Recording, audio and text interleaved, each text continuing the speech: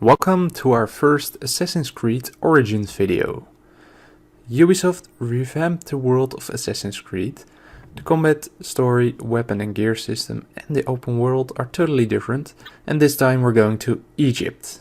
As we all know, Africa has about the most diverse and coolest wildlife on the planet, and Ubisoft has implemented a whole new ecosystem.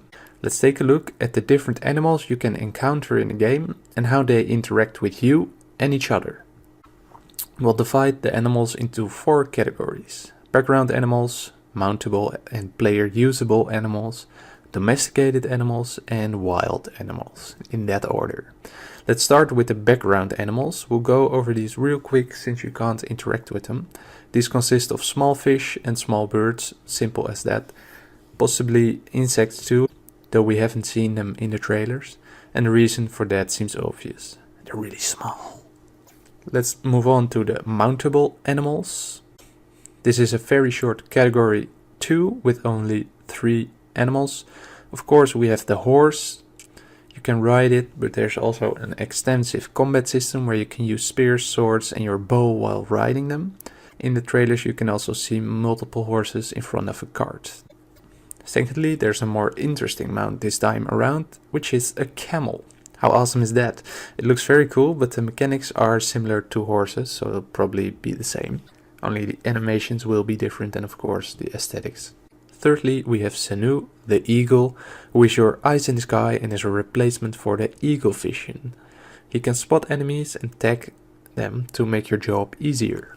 Moving on to the domesticated animals.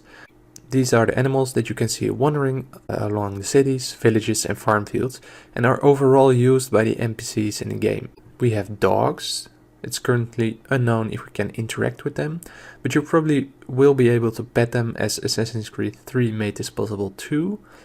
Besides dogs, there might be donkeys, which are mainly used for transporting goodies.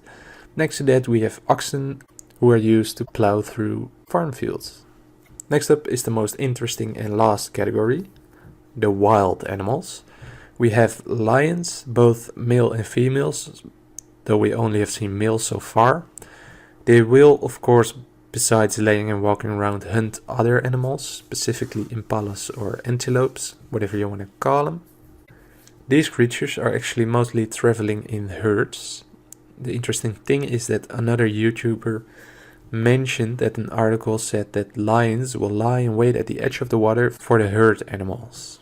Other carnivorous animals are hyenas, leopards and crocodiles.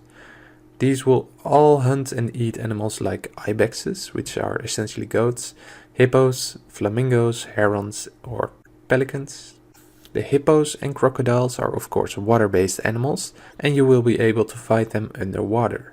There will also be elephants, or more specifically also war elephants, so they probably will see some use, but we haven't seen too much of this.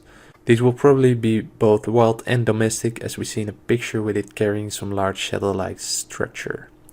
Finally, as it's not a real animal, we mentioned it last, there is also a huge basilisk or snake in one of the tombs that you will be fighting, so essentially a boss fight. There might be even more. Pretty cool stuff though. We mentioned a bit how they will interact. Some short stuff that they mentioned is that when you have killed an animal, the blood will attract other animals. Each animal also has a level. This of course means that the higher level they are, the harder they are to take down, but they will also drop better loot. There are even missions that require you to kill animals like hippos or crocodiles, but probably also other animals. Of course we know that there are a lot of animals that we haven't mentioned that do reside in Africa and especially Egypt, but these are the ones that have been confirmed so far, but there will probably be way more.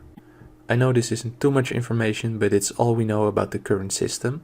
Let us know what kind of animal you're looking forward to the most. For now, thanks for watching. Consider leaving a like if you enjoyed the video or a dislike if you didn't. In either case, leave us some constructive feedback on the video, art style, commentary and content. In case you want to stay updated, consider subscribing and clicking the notification bell for instant pop-ups when we upload. If you have any questions, want to share your ideas, or if you simply want to start a discussion, let us know in the comment section down below. Once again, thanks for watching, and we'll hopefully see you in the next video.